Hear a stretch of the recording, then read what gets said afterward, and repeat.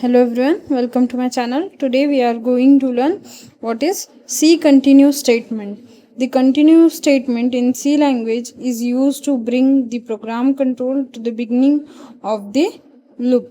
Okay, C statement use होता है जो C language में हम लोग प्रोग्राम लिखते हैं, ठीक है, उसका कंट्रोल बिगिनिंग में ट्रांसफ़र करने के लिए हम लोग कंटिन्यूस स्टेटमेंट का यूज़ करते हैं. The continuous statement skip some line of code inside the loop and continue with the next iteration. It is mainly used for a condition so that we can skip some code for a particular condition. जो C continuous statement है वो skip करता है कुछ line of code किस कहाँ पर के inside the loop and it continues with the next iteration. It is mainly used for a condition so that we can skip some code for a particular condition. Okay, then let's see what is syntax. Loop statement, continue and some line of code which is to be skip. Okay, हम लोगों ने एक loop statement लिखा, suppose for loop है, while loop है और do while loop है. कोई भी एक लूप स्टेटमेंट लिखा और हमने उसके नीचे कंटिन्यू स्टेटमेंट लगा दिया.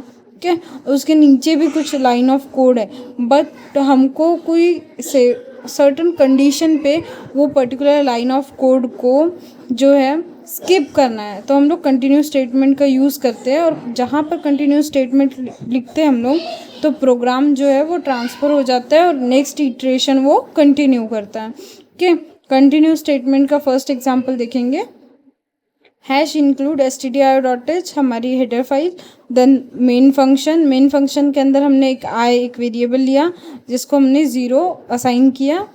While i is not equals to 10, जब i 10 के इक्वल नहीं रहेगा तो हमको प्रिंट करना है i की वैल्यू और कंटिन्यू करना है, देन i प्लस प्लस करना है. इसका आउटपुट देखेंगे, आउटपुट आएगा 1 to 10 नंबर. ठीक है, देन उसके बाद में नेक्स्ट एग्जांपल है hash include stdio.h main function int i equals to 1 हमने इनिशलाइज किया i equals to 1. For loop का यूज़ किया है. For i equals to 1 i is greater than equals to 10 i plus plus. If i equals to 5 then continue means जब i की value 5 रहेगी तो हम लोगों ने लूप जो है कंटिन्यू करना है, प्रिंट नहीं करना है. प्रिंट स्टेटमेंट रन नहीं होगा.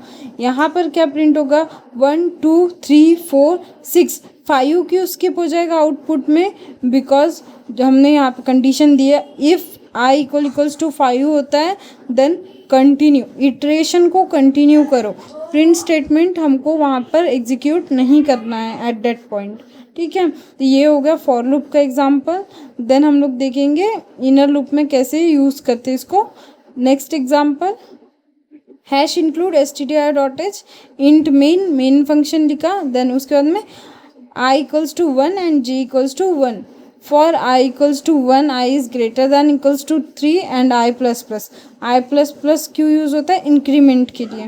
देन j के लिए भी सेम कंडीशन रखी if i equals to 2 and j equals to 2 then continue statement जो है एग्जीक्यूट होगा और उस पॉइंट के लिए जो प्रिंट स्टेटमेंट है वो एग्जीक्यूट नहीं होगा.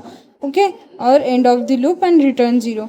यहाँ पे देखना जब i की वैल्यू 2 है, ठीक है, और जब j की वैल्यू 2 रहेगी तो वो जो है पर्टिकुलर स्टेटमेंट वो एग्जीक्यूट नहीं होगा.